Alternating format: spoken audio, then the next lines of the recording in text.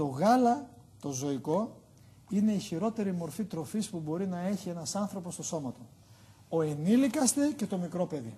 Και η ανοησία ή η μημάθεια ή ο μεσαιωνικός σκοταδισμός των γιατρών να λένε ότι το χρειαζόμαστε, δεν υπάρχει πουθενά, είναι μια ανοησία με όλη την ταπεινή μου επιστημονική εντελέχηση. Κανένα ζώο στη φύση δεν κυνηγάει το άλλο ζώο να τα αρμέξει. Το μόνο ηλίθιο ζώο είναι ο άνθρωπος και δεν παίρνει το γάλα του, το κάνει και τυρί, το κάνει και κασέρι, το κάνει και κεφαλογραβιέρα, το βάζει στην πίτσα, το τρώει στις 12 η ώρα στους 200 βαθμούς Κελσίου που οι ελεύθεροι οξυγόνου έχουν ανεβεί επάνω, πίνει και το αλκοόλ και λίγο δεν πειράζει την καρδιά, βρίζει και τους πολιτικούς, απατάει και τη γυναίκα του άντρα της και μετά λέει γιατί πέθανα και έπαθα το έμφραγμα. Δεν αφομοιώνεται σχεδόν τίποτα.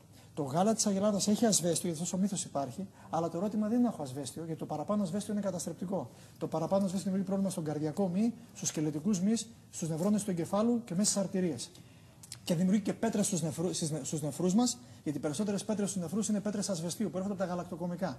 Και δεν αφομοιώνεται, γιατί για να αφομοιωθεί το ασβέστιο χρειάζεσαι βιταμίνη Δ, βιταμίνη Σ, φιλικό οξύ και όλο σχεδόν το σύμπλεγμα βιταμινών Β. Επίσης, το γάλα της Αγελάδας έχει 300% περισσότερη πρωτεΐνη, καζεΐνη από τα 8 διαφορετικά είδη. Και αν ρωτήσετε έναν ξυλουργό, η καλύτερη κόλλα που κολλάνε τα ξύλα είναι η καζεΐνη.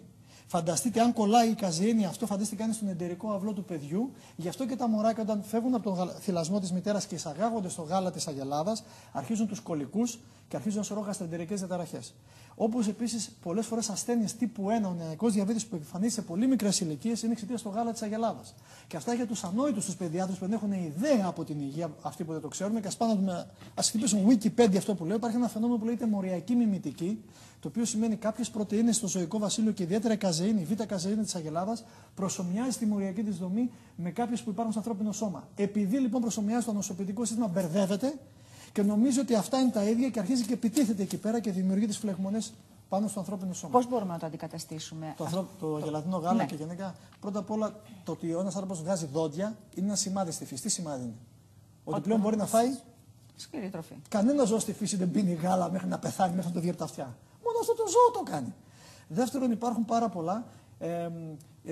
Ένα κομμάτι μπρόκολο έχει περισσότερο ασβέστιο, έχει 3 φορές περισσότερο ασβέστιο από ό,τι 2 ποτήρια γάλα. Και είναι και απορροφήσιμο λόγω της χλωροφύλλης, λόγω του μαγνησίου και γιατί η μαγνήσιο χρειάζεται την απορρόφηση του ασβεστίου κλπ. Υπάρχουν ροφήματα σόγιας, ροφήματα αμυγδάλου, ροφήματα ρυζιού, ροφήματα ενδοκάριδου, ροφήματα φουντουκιού που μπορείτε να βάλετε στα κόρνφλεξ, στη βρώμη, στα μούσλι. Μια χαρά, ειδικά εδώ που είμαστε, κανένα πρόβλημα. Δεν υπάρχει κανένα πρόβλημα. Ο θυλασμός είναι το νούμερο 1 φυσικά. Ειδικά για τον πρώτο χρόνο, όχι 6 μήνες, τον πρώτο χρόνο. Τα βυζιά τα έδωσε ο καλός ο Θεός για να βυζαίνουν τα μικρά μωρά ή τα μεγάλα μωράκια. Τα μεγάλα μωράκια το κάνουν μόνο για ευχαρίστηση.